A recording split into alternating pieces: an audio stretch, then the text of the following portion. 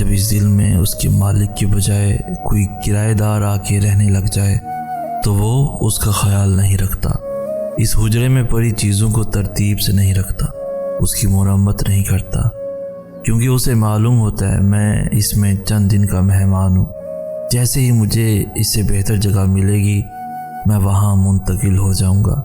لیکن پتر جو مالک ہوتا ہے نا، وہ مکان کبھی نہیں چھوڑتا، چاہے جتنا بوسیدہ، جتنا ٹوٹا پھوٹا کیوں نہ ہو، وہ اس میں رکھی تمام چیزوں کو نہایت سلیقے کے ساتھ رکھتا ہے، اس کی ٹوٹ پھوٹ کی مرمت کرتا ہے۔ اور پتر یہ بس اسی سونے رب کی شان ہے جو ٹوٹے دلوں میں رہتا بھی ہے اور اسے جوڑتا بھی ہے۔ کوئی بات نہیں اگر تم آج بالکل ٹوٹے ہوئے ہو، دل شکستہ ہونا کوئی گناہ نہیں، ہاں بس مایوس مت ہونا، وہ رب تمہیں آزما رہا ہے، سزا نہیں دے رہا۔ اس نے تمہاری مشکل کے ساتھ آسانی بھی رکھی ہے، تمہارے مسائل کا حل تمہیں ابھی نظر نہیں آ رہا، مگر ایسا نہیں ہے کہ کوئی حل موجود ہی نہیں ہے، ہر چیز اپنے وقت پر سلجھ جائے گی، ہر زخم سے وہ شفا دے دے گا، بس تم اس کی ذات سے تعلق بنائے رکھنا، ہر کام آسان وہ کر ہی دے گا۔ ایک دن حضرت موسیٰ علیہ السلام نے اللہ تعالیٰ سے کہا کہ میں آپ کی رحمت اور انسان کے گناہ دیکھنا چاہتا ہوں۔ اللہ تعالیٰ نے فرمایا پیچھے دیکھو۔ دیکھا تو ایک بہت بڑے سمندر کے اندر ایک درخت پر ایک چڑیا اپنے منہ میں مٹی لے کر بیٹھی ہے۔ حضرت موسیٰ نے فرمایا یہ کیا ہے؟ اللہ تعالیٰ نے فرمایا یہ سمندر میری رحمت ہے اور یہ درخت دنیا، چڑیا انسان، اور اس کے منہ میں جو تھوڑی سی مٹی ہے وہ اس کے سارے گناہ ہیں۔ اگر یہ اپنا منہ کھول کر مٹی یعنی گناہ پانی میں گرا دے تو میری رحمت کو کوئی فرق نہیں پڑتا، تو کیسے ہو سکتا ہے کہ انسان توبہ کر لے اور میں معاف نہ کروں؟ میں نے زندگی کو ایک دعا سے تبدیل ہوتے دیکھا ہے، میں نے نصیبوں کو پل بھر میں بدلتے دیکھا ہے، میں نے صبح کے تخت نشینوں کو شام کو مجرم ٹھہرے دیکھا ہے، میں نے برسوں پرانی دعاؤں کو قبول ہوتے دیکھا ہے، میں نے فقیروں کو دولت مند ہوتے دیکھا ہے، میں نے دولت مندوں کو فقیر ہوتے دیکھا ہے، میں نے چاند کو غروب اور سورج کو طلوع ہوتے دیکھا ہے، میں نے دن کو رات میں تبدیل ہوتے دیکھا ہے، لیکن کبھی سوچا ہے یہ سب کس کے اختیار میں؟ انسان کے؟ نہیں، بالکل بھی نہیں، ہم تو ایک پتا بھی نہیں ہلا سکتے، یہ تو اللہ تعالیٰ کے ہاتھ میں ہے کہ اس کے ایک کن پر تمام دنیا محتاج ہے، کہ اس کے ایک کن پر ساری دعائیں ٹھہری ہیں، جو ناممکن کو ممکن بنا سکتا ہے، وہ آپ کے اور میرے معاملات کو بھی سیدھا کر سکتا ہے۔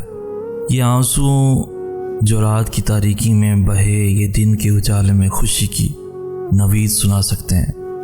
صبر تو کرو، توکل تو رکھو، ایک کن کی تو بات ہے، وہ سب جانتا ہے، جو چیز تم سے لی گئی اسے بہتر عطا کی جائے گی، بس صبر کرو، دعا کرو، ایک کن پوری زندگی کے لیے کافی ہے۔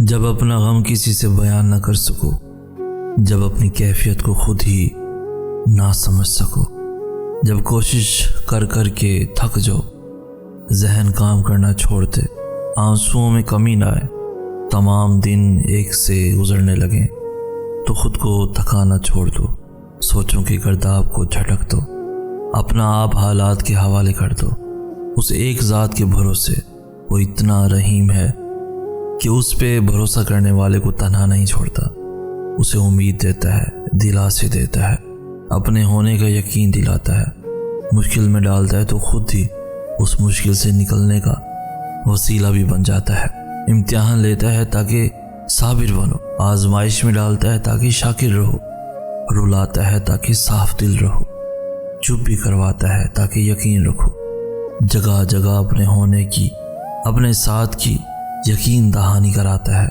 نہ تو تیرے رب نے تجھے چھوڑا ہے اور نہ وہ تجھ سے بیزار ہو گیا ہے۔ سکون ملتا ہے نا یہ پڑھ کے، یہی صرف لائن، اور وہ چنتا انہی کو ہے جن کو وہ خاص کرنا چاہتا ہے۔ پھر غم کس بات کا؟ یہ بات بھی کتنا سکون دیتی ہے کہ ہمیں روتے ہوئے کوئی اور نہیں بلکہ ہمارا خالق دیکھ رہا ہے، ہمارے آنسو خاص ہو رہے ہیں۔ ایک وقت آتا ہے جب آپ چیزوں پہ رونا چھوڑ دیتے ہیں، حقیقت کو سمجھ لیتے ہیں، خود کو سنبھال لیتے ہیں اور آپ کو صبر آ جاتا ہے، پھر لوگ کہتے ہیں کہ یہ ہمت والا ہے، لیکن کوئی بھی اس ہمت کے پیچھے کی کہانی نہیں پوچھتا کہ یہ ہمت کہاں سے آئی، کیسے آئی۔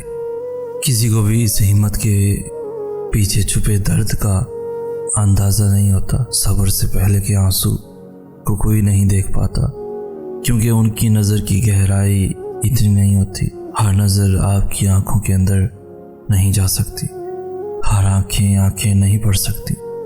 وہ دیکھتے ہیں تو صرف وہی جو انہیں دکھایا جا رہا ہوتا ہے۔ ایک باہمت ہنستا مسکراتا چہرہ کمزوری انسان کو وقتی توڑ دیتی ہے، لیکن مقرر وقت یہی کمزوری آپ کو ایک مضبوط انسان میں تبدیل کر دیتی ہے۔ لیکن ہر چیز وقت مانگتی ہے۔ ناشکری کی بجائے اللہ کے مقرر کردہ وقت کا انتظار کریں۔ قرآن پاک میں اللہ تعالیٰ فرماتا ہے، بس آپ انتظار کیجیے، بلا شبہ وہ بھی انتظار کرنے والے ہیں۔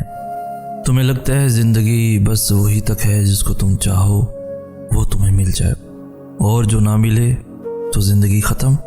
یہ زندگی تو نہیں تھی، یہ تو محض اللہ کی طرف سے تمہیں آزمایا گیا تھا، اور دیکھو تم جیت گئے۔ یاد ہے تمہیں وہ سجدہ جب تم نے رو رو کر اپنی محبت کو مانگا تھا اللہ سے؟ کبھی تم دعا میں ہاتھ اٹھاتے تو اللہ کے سامنے اپنے آنسوؤں کو چھپا لیتے، تو کبھی ذرا سی بات پر ٹوٹ کر بکھر جاتے، کبھی ہار کر سجدے میں گر جاتے، کبھی صبر کے لیے دعا مانگتے۔ دیکھو تمہیں کہیں نہ کہیں وہ سب مل گیا جو تم چاہتے تھے۔ اللہ مل گیا، اللہ کی محبت مل گئی، وہ سب کچھ جو تم دعاؤں سے اللہ سے مانگتے تھے۔ ان دعاؤں کے بدلے اللہ نے تمہیں کتنی بہترین چیز سے نواز دیا، اور وہ چیز خود اللہ کی محبت ہے۔ وہ سجدہ جو تم کسی اور کے لیے کرتے، اللہ نے تمہیں اس سجدے سے اپنا بنا لیا۔ صبر مل گیا، ان تنہا راتوں کے بدلے بہے گئے آنسوؤں کا سیلا مل گیا۔ تہجد کے سجدے میں رو رو کر اس نے تمہیں سکون دے دیا۔ ہاں، پر تمہیں اللہ نے وہ محبت نہیں دی، کیونکہ وہ تمہارے لیے بہتر تھا ہی نہیں۔ اس نے تمہیں اتنی پیاری چیزوں سے تمہیں نواز دیا جو شاید کبھی تم نے گمان نہیں کیا تھا۔